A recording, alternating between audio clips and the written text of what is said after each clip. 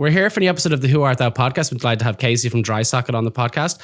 Thank you so much for coming on. It's such a pleasure. It's really, really cool. We'll talk about the tour now in a second. But first things first, what I really wanted to ask you is, how did you get into hardcore? Oh, whoa. I have kind of a cool story. I think I always love hearing other people's answers to this question because I feel like it's kind of like the same trajectory of like, well, first I got into like Nirvana. Like everyone kind of has like their little story, right? Yeah. So I remember like first getting into like, I really wanted to play drums. My mom was like, we move around too much for that. Can you play guitar instead? And I was like, fine. And I was like 10 years old, wanted a guitar super bad. I remember they hid it under their bed like before Christmas, and I would sneak in and I would like play it and then like put it back exactly. And so like Christmas came, got it under the tree, and I like knew how to play songs. My mom was like, wow, how'd you learn to do that? And I'm just like, don't worry about it. But I remember like I really wanted an electrical guitar, and my mom was like, that's cool, but like, can you learn how to play a classical guitar first? And like do like 3 recitals. Then you can get an acoustic guitar. So I did that, got an acoustic guitar. I was like, Mom, I still really want an electrical guitar. She's like, cool, write me a 5-song demo. And then if you do that, then I can get you an electrical guitar. And as a kid, you're like, did you say you were 10? This is like between like 10 and 13. Okay. And then so, I had like, I wrote like, and my mom was, I think, doing this in 2-part. One, she wanted to make sure like I knew how to play if I was going to be plugged in. 2, she wanted me to feel confident to go to a store, be plugged in, be audible for other people, and actually know what I want. Rather than just like, that one looks cool, and have it be like an $800 guitar when it's like, maybe you only need a $150 guitar. What I'm super grateful for. And so, I remember why I mentioned that that experience is when I went in for my classical guitar lessons. It was in this record store that I saw the NoFX. I forget what the album's called, but the kid with the super bloody nose and beat up face in the mosh pit. I remember seeing that, being like, yo, like that looks sick. And that kind of like got me on a trajectory of like learning about hardcore, learning about punk, learning about ska. I also then picked up the trumpet. We don't have to go down that road. Okay, we'll move past that one. And then I remember going to college, and there was a dude who I worked with at the college radio station. I was volunteering at the radio station. He was working at it. He was like the music director, and he handed me a handbill for a house show. And I was like, oh, this is amazing. So went to the house show. Was awesome. And that was like my first hardcore show. It was like a house show. It was like with Gravemaker, bunch of other local like Northwest Pacific bands. And then from there, I joined this, this is like early 2010s. So this was when like hardcore forums were like at its quote unquote peak. So I joined. I'm not going to carry on. Yep. Yeah. So I joined the Northwest Hardcore Board. And then people slowly started learning that I had access to an all ages venue that I would volunteer at. And all of a sudden I became a booker myself. And then it just went all downhill from there. And people were like, oh, you have access to a venue and like it's all ages and you can do punk shows and be loud. Here's like 15 shows in a month. Can you please book 15? This? Like, Jesus Christ. Yeah. I mean, like it, and I think that kind of goes into an extension part of, how did you get to be like in your 30s and still kind of doing this and lucky to be too and privileged to be able to. And I think it kind of goes back to that and being able to just keep friends and stay in contact. And that's how I met Jeff in Dry Socket, was booked his other band.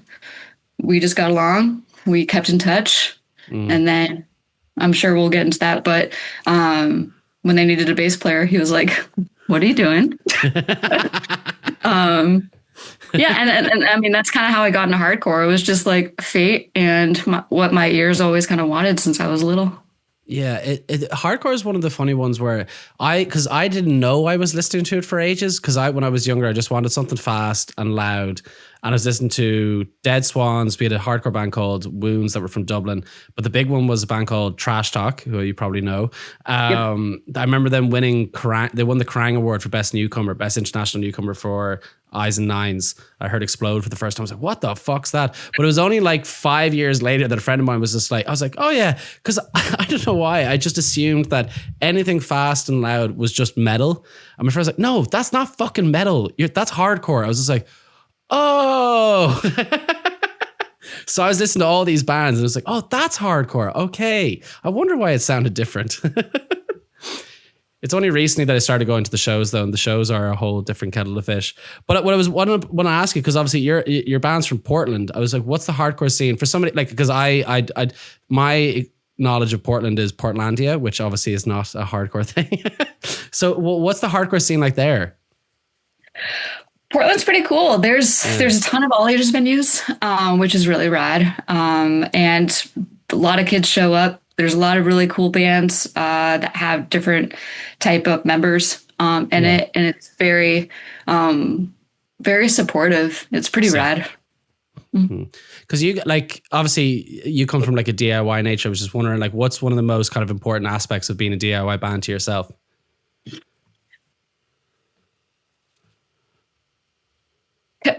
This is going to sound so cheesy, but to stay true to yourself. I mean, like, I think that's, it's Dry Sockets kind of found our way we're again, lucky and privileged to find ourselves in a place of like bordering. We're still like very much DIY, we don't have a US booker. We do everything via Gmail. We do everything, like everything is ourselves. And we like that because we're able to play the benefit shows, and we're able to, when an out of town friend band comes through, we're able to have control over that money and kind of help them out. And we're not limited to things that we don't necessarily want to do. But that all being said, like, there's a reason there's only one of me here right now. It's a lot of work. I know this. Yeah. And it doesn't, also with being a DIY band, we all have 9-to-5s, and some of us have multiple 9-to-5s. And you really put like this upcoming trip that we're doing, this upcoming tour, it's our PTO. And that's part of the love of it and our dedication and our partners being like, go have fun, but don't forget. It's one of the aspects of doing this podcast is like, because from talking to bands, like, I think people have this mindset that all bands are just, it's just the band and all that's it. And then you do these podcasts and you're just like, oh no, everybody, like, but it makes me appreciate it more that everybody is like really, really fucking working their ass off to make sure that their fans actually get to see everything. Yeah. And absolutely. Yes. Yeah. I have to ask you about Self-Defense Technique, your latest album. It's fantastic. It was released, was it March? Yeah, what was the recording experience like that for, and the kind of going into recording that album? Super fun. Yeah. So I wasn't on the record recording, so that was when I joined the band as a filler, right before the recording happened. Okay. And so Jeff, who is a very talented musician, and has the most annoying ears. The dude doesn't wear earplugs. What? And he can hear everything. And you're like, how can you do this? But he just can. He's like super talented. So he recorded the bass and the guitar, because by the time that I joined the band and when they were recording, they were like, we just don't have the time. And I'm like, oh, I'm good. Like, recording is stressful.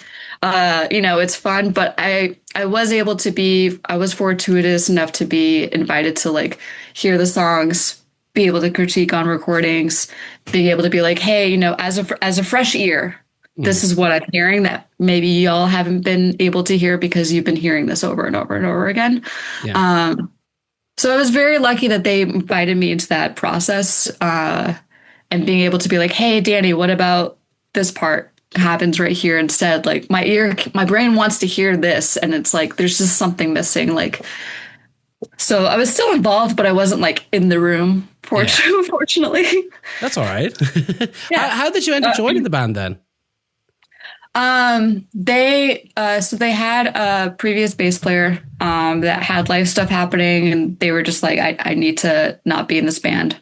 And then there was an upcoming tour that was happening, and Jeff sends me a text just going, hey, how's the mileage on your car? And I'm like, what does that mean? What a leading question. Yeah. And I was in another band at the time, and he's like, what's up with your other band? And I'm like, dude, just give me a call. Like, what's happening right now?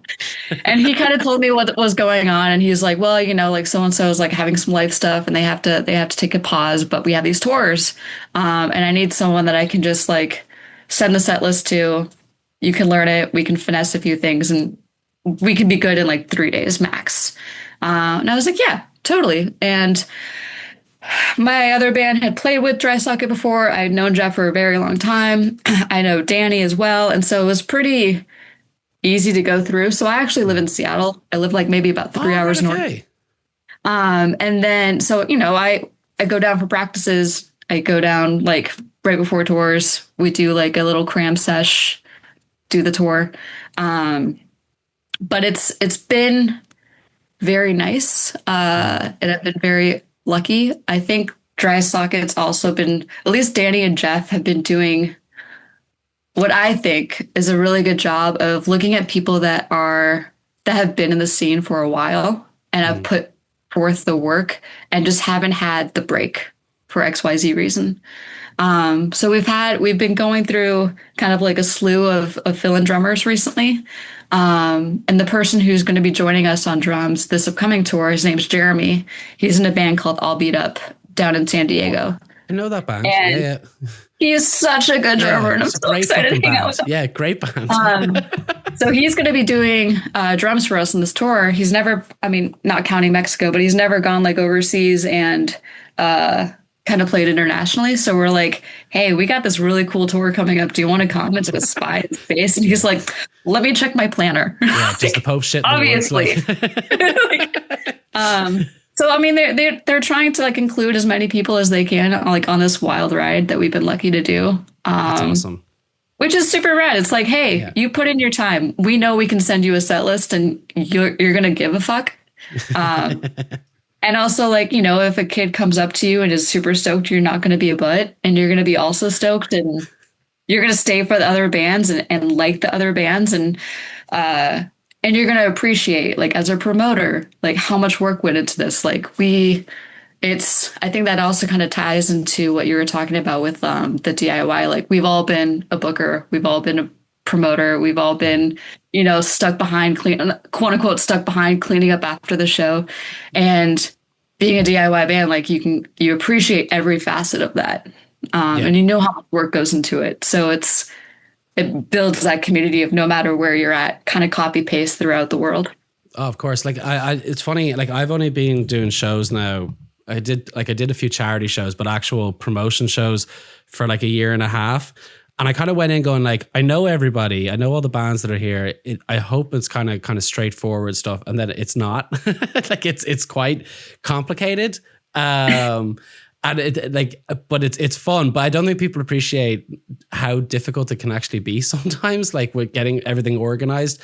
Like, my friends always laugh at me because before shows, when bands are sound checking, if they're in the room, they'll just see me with my arms clenched, just going, I hope this fucking goes well. The whole time. And by the way, it always does. It's always fun, but yeah, it is a ton of work, especially, and then being promoters and in a band at the same time. Jesus Christ. It's a lot.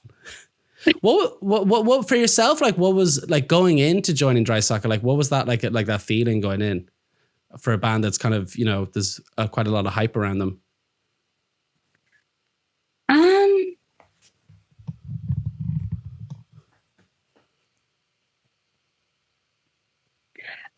I was really excited. And I think I wasn't necessarily looking at the hype. I was looking at it as like, oh man, I get to spend some time with my friends. Really cool people. Yeah. Yeah. And the previous, I was very fortunate that the previous 3 bands that I was in all had filled with very talented musicians. And everyone always had one member that was like really smart, really good, and had a specific ear and the patience to teach that ear and techniques. And so I was really excited about playing the style of dry socket too, knowing that it was going to make me a better musician. And again, kind of going back to Jeff, like he would really like be able to be like, hey, I know you're pulling that string and I know your previous bands, you did that. Can you not? I'm like, yes. And I'm like, thank you for calling me out and I will do better. And it's just like, I would never pay attention to that stuff before. And he like, it's just like, I've had friends come to see dry socket shows and they're like, oh my gosh, like you're like, you could see like your progression as a musician just get better. And then playing like at bigger venues and having friends from all over the country come check me playing in another band. And, it's been super rad. I'd say it has. Yeah. Yeah. I was watching, because I've been watching live videos of you guys play, for the past, for a long time now. Every show just looks super fun. Like that one that comes up, it's the Manchester one, as I've seen. I've must have watched that about 6 times now. And it's like, it's such a good set. What's your, just out of curiosity, what is your favorite song to play off the new album? Chopped is really fun. Yeah. Chopped's really cool. I like Rigged Survival as well. Yeah, I would say Chopped right now. Sick. Yes. Yeah. Safety on for me, I think it's so good. And I think 95% has probably the hardest line I've heard in a hardcore song in a long time. Softest will not serve you here is devastatingly hard. Like I can't wait to see it in person. We have a really cute tote bag of that. Oh, do you? I was like little melting ice cream on it. That'll be going in the merch for myself. What's it like being on a label with Get Better Records? Just such a pretty awesome record label. Mind blowing. Yeah. So lucky. Alex is really rad. And it's cool to be on a label that just has a lot of different genres on it and a lot of different sounds. So many on it. There's so many different bands that are on it. It's fantastic. Yeah. It's cool. And like, I love how like being label mates with both like, commitment and like I know they also released like a fucked up record. I'm just like there's so much like if someone could just like like way back, but like way back. Okay. It was just it's cool where like man, if someone ever found like Get Better Records and just started going through like the artists and like just start listening, like what a cool ear that person would get. Yeah. even just today in prep of this, I was like, I'm going to go through and just see. I was like, I have that. It's just a great fucking label. Yeah. And even the ethos of it as well. It's fantastic. Yeah. But we're going to talk about the tour now. You've never played Ireland before, which is amazing. How do you feel about coming over? I'm pumped. Yeah. I've been to Ireland a couple times, just like with family. Have you? Oh, cool. Yeah. All right. Yeah. Mostly spent time in Galway and Dublin. Went to Belfast for a hot minute with the now husband. That was kind of like our first like international, like, can we travel together? Like, do we get along like overseas when we're like really tired? We went to like Scotland and then like Belfast and Dublin. Really liked Belfast. Super stoked for that. Really excited for Cork. Never been to Cork before. Cork's beautiful. Yeah, it's lovely. The area around it is absolutely gorgeous as well. If you get, I don't know how much time you have, but if you get the chance to just drive around a bit, it's beautiful. Yeah. And I looked at the weather already. I'm like the person that's like, because I live in Seattle, I usually have to pack. like before everyone starts packing. So I'm like looking at the weather and I'm like, all right, everyone, looks like we're going to bring some raincoats. Looks like we're going to bring some boots. And then poor Jeremy in San Diego is like, I don't have boots. We're like, let's maybe look at some options. Like it is Ireland and it is the summer, but again, it's also Ireland. It might rain. It's gonna rain. I mean, that's one of the reasons that I always liked going to Ireland, like living in the Pacific Northwest. You just pack what you're wearing, and it's just the same thing. It's just you just throw whatever's in your laundry hamper. That's like after it's been cleaned, obviously, and then just throw it in the luggage, and you're done. Because Seattle's notorious for rain, isn't it? It is, but we don't tell people that it doesn't rain for like 4 months and it's beautiful and perfect. That's the thing. My friend was fucking touring America and he went to Seattle and he had all these, I worked for an American tourism company as well. I used to do Seattle quite a bit and the photos we had were beautiful and stuff. But I was just like, okay, they took that on a good day. It wasn't raining. And he was there for like a week. He was like, no, it didn't rain at all. He goes, it was beautiful. The whole time. He goes, this sunny, really, really nice. He goes, the rainy city thing just didn't happen when I was there. Yeah, from like mid-July to like mid-September, doesn't rain. Nice. Okay, I'll bear that in mind. Because I've never been stateside. I'd love to go. I really would love to go, but I've never been. So I have to change that soon. What was it? I was going to ask you.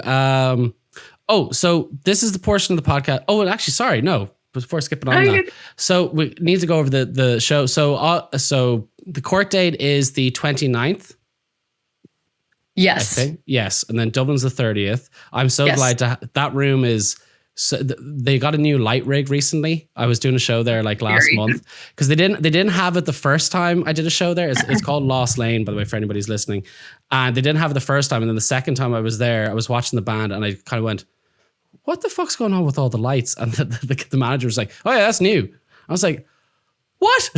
So it's a similar room to what you've played in Manchester. It's that kind of old school kind of, not old school, but it kind of looks like a theater, but it's you're gonna have a fun you're gonna have a fun time. And then Belfast is the day after, is it? Yeah, Voodoo. Yeah, Voodoo. Oh yeah, Voodoo. You're gonna again. That's gonna be very fun. No, it's very cool. It's very cool to have you guys over. But this is a portion of the podcast where I kind of just ask you kind of more. It's kind of around yourself, but what you're interested in. I normally call it drunk questions I'd ask at a bar because these were questions that I genuinely used to annoy people with before the podcast started. So first question, as always, what was the first and last album you ever fell in love with? First record I ever fell in love with. It's probably the first record I got. It was the Fastballs record. It was like All the Money Can Buy, all the... Oh, nice. Okay. What was it? All the Money Pain Can Buy or something like that. My parents and I, or my family, we were driving. Moved around a lot. We drove cross country at one point, and I remember my parents were like, we went to like a record store. It was like, all right, everyone gets to choose 2 CDs, cassette tapes, whatever, for this drive. And I remember like seeing the Fastball one and I was like, I want this one. And so we listened to that record along with other records the whole way across the country. Were your parents supportive of that? No. I mean, my parents never really, I was not given the childhood of like music. If that of like a parents kind of being like, this is what we listen to. Their influence on me was like Casey Kasem Top 40 on the way to church every Sunday. Like that was like my musical. Fairly similar to what I had. Yeah. I was very church going parents as well. Yeah. Yeah. So I didn't really have any of that. And then the last record I fell in love with, I forget what the album's called, but it's this artist called Prune. It's Prewn. Okay, I don't know that artist now.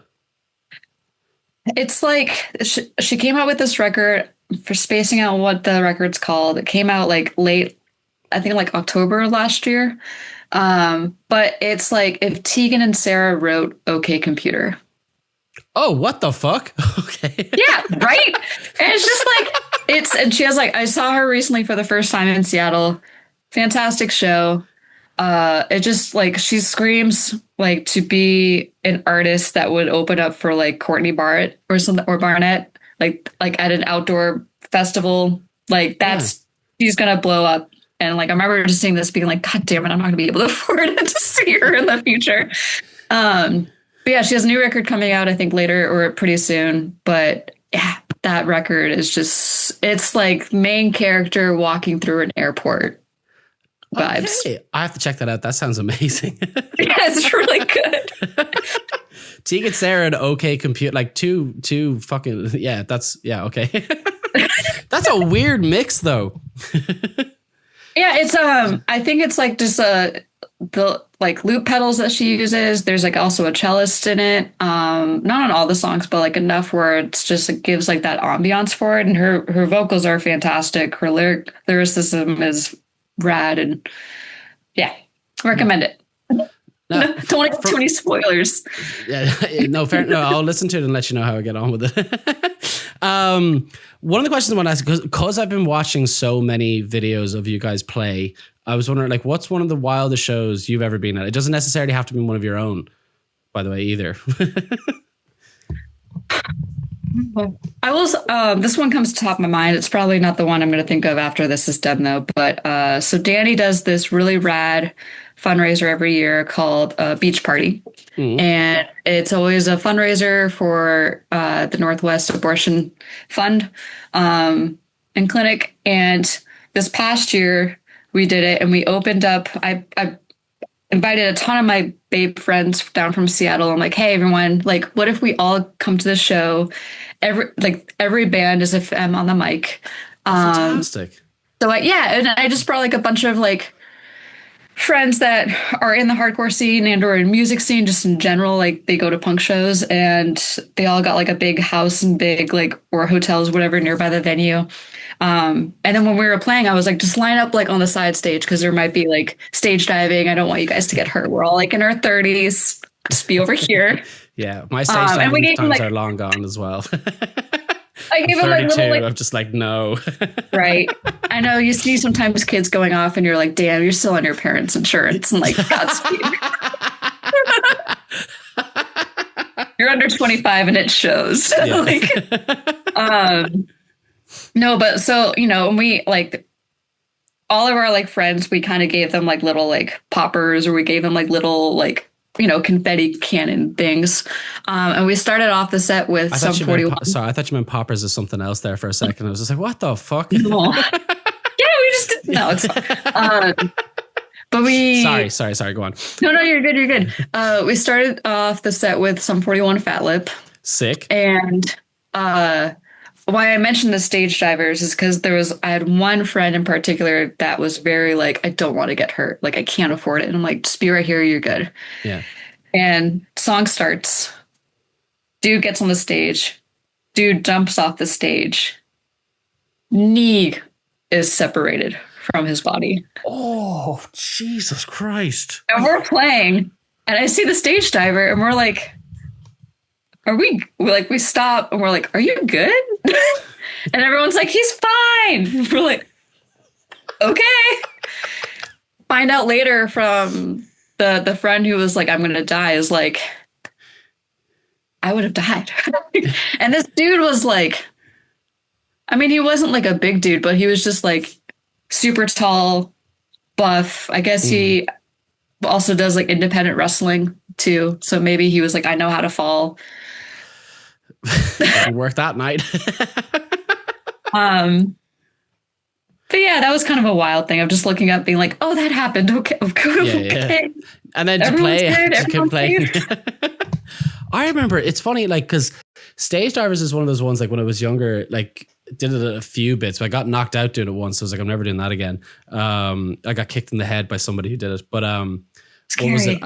It is scary. I woke up to two guys in front. Like I was on the ground going like, what the fuck happened there? Because I'd never been knocked out before. And it was just two guys going, man, you were like here and then you were there. And it's just like, what happened? And he goes, you got kicked in the head by a stage diver. I was like, oh, and just was sent home. But I remember there was one where I was at, I can't remember the name of the band. It was a UK hardcore band. And this guy got up on the stage, and you know, the kind of etiquette is to get up and just jump straight off. The stage had quite a bit of depth to it, and he walked to the very back of the stage, and I was like, what is he doing? And I was like, oh no, he's going to Superman the crowd. And I could see him just running. He Superman the crowd, and you could just see the crowd going, we're not fucking catching you. And then the band had to be like, no, the show's, we have to stop the show for a second, because that's just fucking, no one can do that again. It's too dangerous. Oh my God. Yeah, have a bit of, cop on when you're doing it. It's fun, but yeah, sometimes just go. Yeah. There was, I'm thinking of another show too. This is like, I don't want to date myself. This was a while ago, but I used to sing in a hardcore band, and we had our last show at a house show. It was part of like a house show festival that was going on. Awesome. And that's a house show festival. Yeah. That's so cool. It was cool. It was called Yellingham up in Bellingham, Washington. That's amazing. But there was, we ended like the very last song of our very last set. We did Cats and Dogs, Gorilla Biscuits. And in this room at the house show, they had one of those, those old TVs that like depth wise are like 2 feet deep and all this other stuff. So it's like CRT, I think they're called. Yeah, they're like fucking massive. Yeah. There wasn't enough room for all the people in it. And so this kid was just like started smashing the screen of the TV so that he could fit inside of it. What? So he would have room to stand at the show. And in my head, I'm like singing singing and screaming. And I'm like, what? And then there's like glass everywhere. And then fortunately we were the last band, because like there was just, you couldn't like, again, from like a DIY perspective, you're like, this is not safe anymore. We need to have everyone leave this room. But yeah, he like just like was just chilling inside the TV, and he's like, I found a new room. And we're like, okay. I have one of those in the house I'm in at the moment, because my roommate's big into video games, so he plays all his old school video games on one of those TVs. They're fucking enormous, but the amount of glass, that's insane. Yeah. It was. You can't. Yeah. Go on. Sorry. No. There's nothing else to go on about. Yeah, that's. When you hear the term underrated artist, who's a band that pops into your head? So I maybe listened. I don't want to. I have a cheat sheet. I maybe listened to a couple of the podcasts, and I knew this question was going to be coming up, and I wanted to be prepared. Oh, right. Okay. Well, this is really important. So there's a stateside. There's this band I really like called Lock Slip. They have a new single that just came out called Grey World. Really recommend it. 2 Berlin bands I really appreciated last time we were out there. Nerve Center is really rad. They had a new EP. We played their first show, and like after they were done playing, we're like, "This wasn't your first show. Like, you're too good. What happened? What is this? You're lying." Jeez, that's some praise. Holy shit! Their first show was just, and it was also, I guess the singer. It was their first time ever like fronting and like being in a band, and just owned the stage completely. And I was like, you're lying. Like, you don't have to tell me a lie. I really, really recommend them. They're super rad. Nothing Works, also in Berlin, super rad. This band called Cute in Glasgow. I know them. Yeah, great band. Super rad.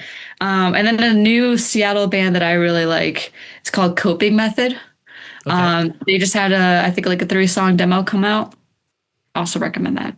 All right, okay. And they're all hardcore bands, or?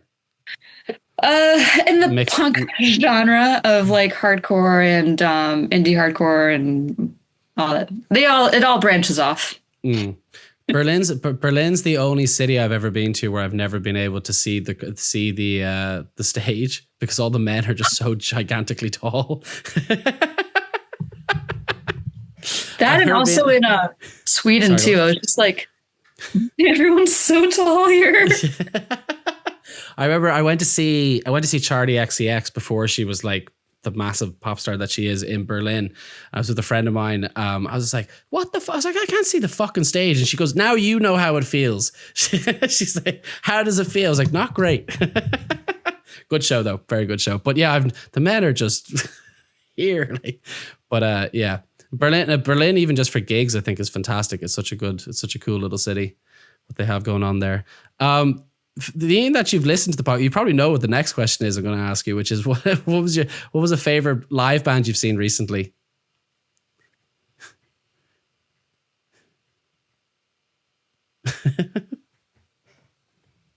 I'm trying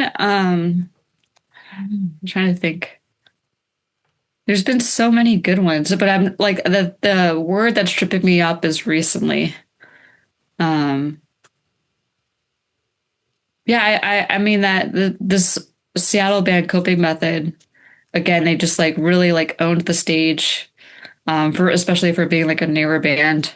What else? And this isn't necessarily so recently, but I was very fortunate to see a couple of the Botch reunion shows. Oh, and granted, I mean, they're all like pros, right? Yeah. Like they've been doing this they've been doing this for the majority of their lives, and some are still doing it on a professional capacity. But I think for growing up to those records, never having seen them when they were like around their first rendition, it was one of the first shows in a while that I remember just being like, I don't want this to end. And just like, and being lucky to seeing them multiple times. Like I was able to get tickets for their first secret reunion show. And then I remember like when they were like, all right, this is actually it in Seattle. I got tickets for both nights thinking like, all right, one night I'm going to go off. And then one night I'm going to just sit and just watch and just learn and go like for like an educational purpose, knowing that like this probably won't happen again.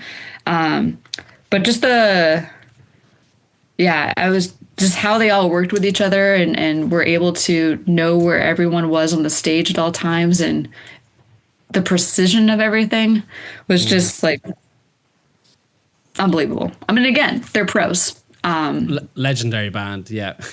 Yeah. Very, very, very jealous. So how many times did you see them? This is 3 times, was it? 4.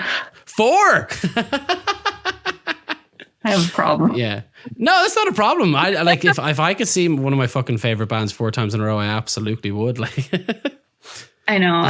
And each time was kind of like, you know, its own separate viewing. Yeah. If that makes sense. Like their first secret show I didn't go to, but when any scene that you're a part of, you kind of hear what's going on. And so I was like, I was at like a other band's band practice, and I was like, I think Botch is going to reunite. And they're like, you're wasted. There's no way that's going to happen. And I was like, no, I think they're going to get back together. And they're like, I think they're writing new stuff. And they're like, Casey, you're drunk. And I'm like, no. And then the drummer who was working at a bar where they did that secret reunion show was just like, dude, everyone in Botch is here. And I'm like, I told you. No one listens to me. And then they played their Tacoma show. And one of the guys, like, I was in the back thinking like, oh, I just want to watch. I don't want to get stomped on. And also like everyone that was like older than 40 was up against the stage. Like, I was like, I want them to relive their childhood, And a member of the band, like right at the first note, just grabbed me by the wrist and we just charged the stage. And he's like, no, absolutely not. We're going to get up there. And he's like, this will be the safest pit you ever see. Everyone's taking ibuprofen. Like there was one dude with like an ibuprofen thing, like just handing them out. Like it's funny. Like I love going to those like those kind of legacy bands where you just see lads who are like maybe even twice my age just fucking have the time. Like Stiff Fingers is a big one. Seeing them it's just lads in their 50s or 60s just fucking knocking the shit out of each other. I was like, yes, it's great. And not only that, but I think it's something worth mentioning too, that like I love how there are a couple of these like older human bands that are doing their best to try to advocate for younger bands to open for them. Yeah. Like when Botch did that show, they had Denial of Life open up for them. And this is when Denial of Life was just like starting to like work really hard. And giving them the due, like, hey, this band's been working hard. Like, we're going to give you this big stage.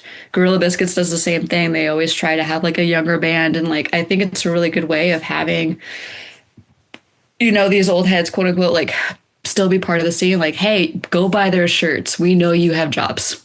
Go support. Like, this is a way that you can still support this. Like, go check out the handbills that are on the young kids like table. I think that's it's always something that I really I respect a band a lot more when they do that. Like, especially like if there's a show in here, like it's like 2,000 person show. It's a fucking band that've been going for ages. And if they pick a local support, I just go instantly, like, that band's awesome. It makes me appreciate it more. Like, even it's a small, like, I know Knock Loose are fucking massive, but I went to see Metallica recently. They had Knock Loose as a support, and I was like, that's the weirdest move that they could have picked. And it's still it was because it was a stadium show. To see Knock Loose in a stadium is fucking wild. Like, just a very cool thing to do for sure. Yeah. What was I going to ask? Oh yes, as a bass player in a hardcore band, what's one of your favorite bass lines that you hear from other bands? Like, what's a bassist? What's a player's kind of thing that inspires yourself?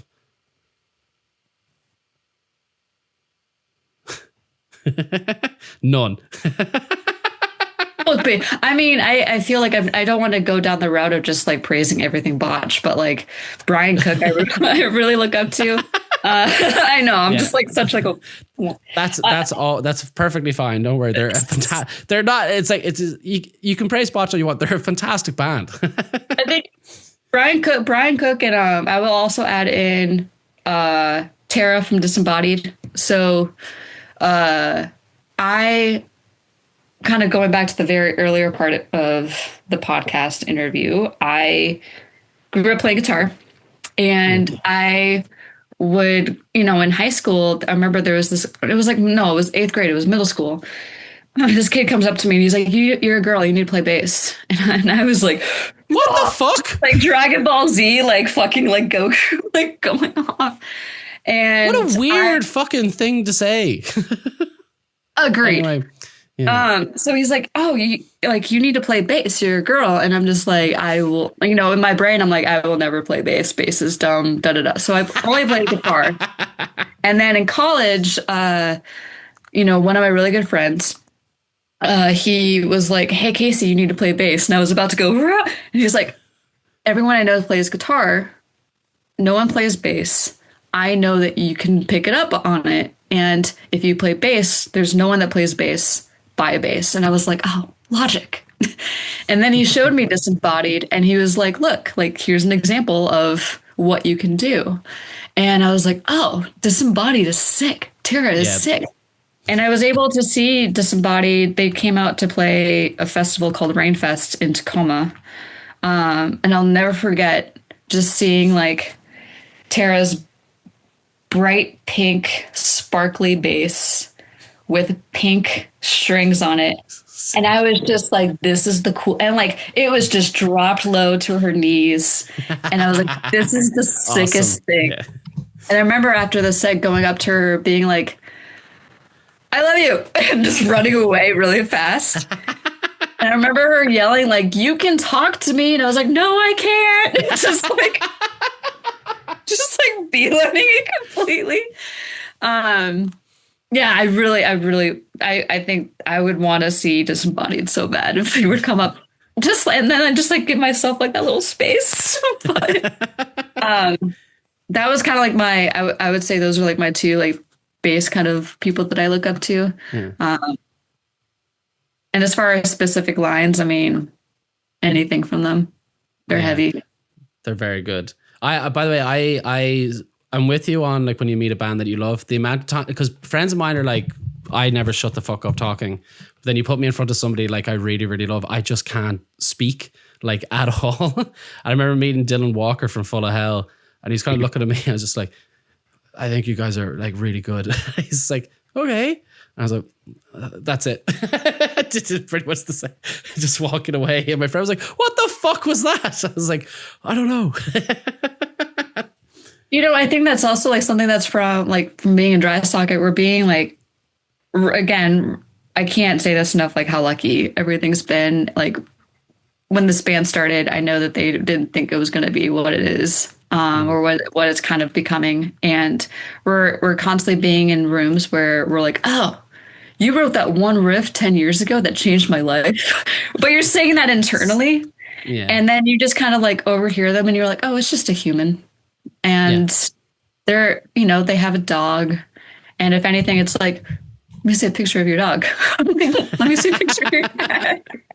And, just kind of starting off like relationships that way. And then just kind of being like, I don't know, just normal around him. But I'm slowly, I shouldn't say slowly, I am learning how easy it is to go through the process in my brain of you can acknowledge that this person means a lot to you, but they're just a human.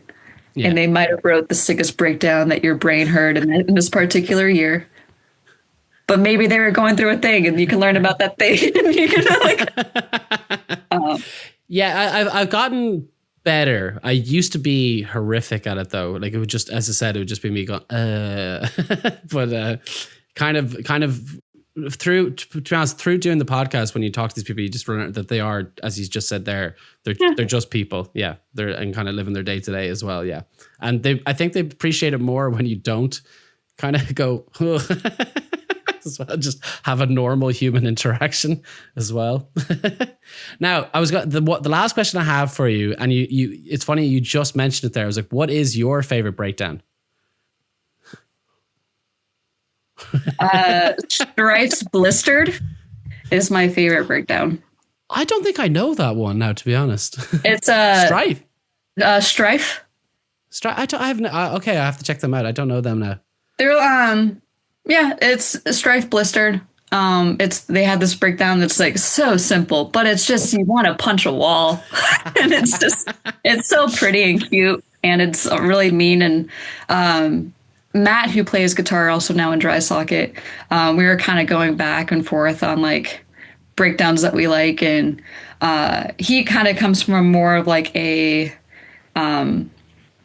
technical hardcore, if that makes sense. Yeah.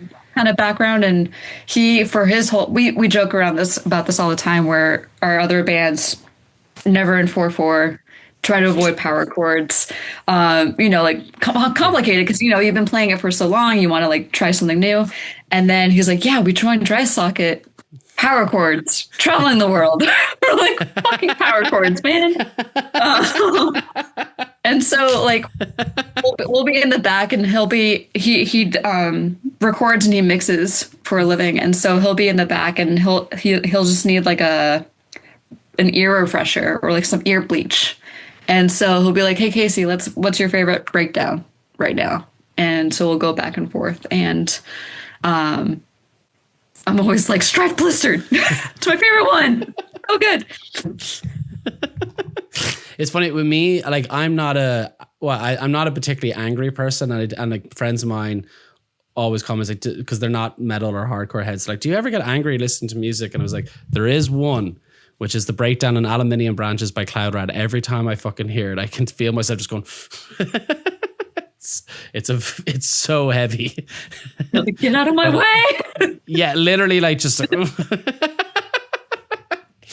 but I love a sick break. It's that, or I said this on the Cloud Rat episode anyway, but it's that or The Saddest Day by Converge, the one that just gets faster. Yeah. It's like, and seeing footage of that from like when they were doing it in 2003, 2005, I was like, those are some of the angriest shows and angriest young men I've ever seen on a stage.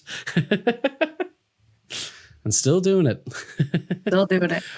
Yeah. But Casey, like it's so cool to have you on. Much appreciated. And obviously I cannot wait for It's Sunday now. It's only a week away, which is crazy. But that's all the questions I have for you today. But just thank you so much for coming on the podcast. It's been a pleasure chatting to you, and I very much looking forward to meeting you in person when we see you on Sunday in Lost Lane. Same. Good night. Anyway, Sorry, what were you gonna say? I have a good last minute story. Yes, that you can either edit out or you can include whatever your brain wants to do. I think we'll include it. Don't worry. So there was, I'm going to date myself. There was a band that reached out to me when I was in my prime of booking via MySpace, an Irish band from Galway. And they're like, hey, we're going to be touring the US. Can you help us out on this date? I'm like, absolutely. Got you. Months go by. Maybe forgot about it. They check in and they're like, hey, just checking in that we're good on this date. And I'm like, absolutely, got you. Thankfully, I already had a show booked that date, and it was a house show. And it was in the same genre. So it was with a very good homies band called Envision. And they were just like early 90s heavy hardcore. Yeah. And I'm like, hey, guys, I know you're big advocates of 3-band bills, but I'm adding another band. And they're just like flipping tables, raging, like, this is outrageous. What are you doing to us? And I'm like, they're coming from Ireland. Shut the fuck up. And the house venue that this was at, it didn't matter. They still played with stacks because they were very passionate about that, because it's about the tone, quote unquote. Yeah. So this band Bacchus comes through. No way. Okay. And they show up, and the house is packed. Like, there's like a living room that should fit 30 people. There was probably like 80 people in it. Oh God. Okay. And my friend's band is like, this band better be good. Just like lifting their glasses over their nose, just being brats. And I'm like, just fucking calm down. Bacchus plays, blows everyone's mind. Friends come up to me, they're like, that was really good. I'm like, yeah, no shit. And we're going to be seeing Thomas at Cork. Oh, no way. So I'm super excited and have like a little like all comes together moment. Lovely little reunion. Yeah. That's I can't believe he was like, if we can cut that story out. That's definitely going in. That's amazing. Yeah. Then my last little story is one of the times that I went to Ireland with my family. So I've been like veg vegan since I was like, it doesn't matter the years, very long time. Yeah. And so we were there. My parents were like, hey, we're going to go to this seafood place. You good? And I'm like 19. I'm like, I'll find a food co-op. I'll find a block of tofu somewhere. Yeah. Vegan's even kind of a new thing in Ireland. Like, it's very few places that do vegan food, like actual vegan food. Anyway, sorry, go on. No.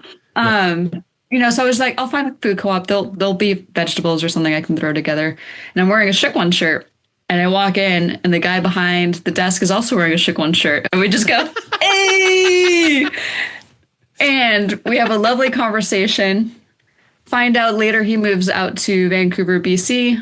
We see each other at shows. No way. And I think he's back out now in Galway too. But it was just like a little cute, like, oh, hardcore around the world. And yeah, the earth is small. People. Yeah, but I totally like my mom. Like, they came back from the restaurant, and I was still at the co-op because we were just like shooting the shit, And my mom's like, "Why are you talking to this boy?" And I'm just like, "It's just hardcore. You just see a shirt and you're just friends."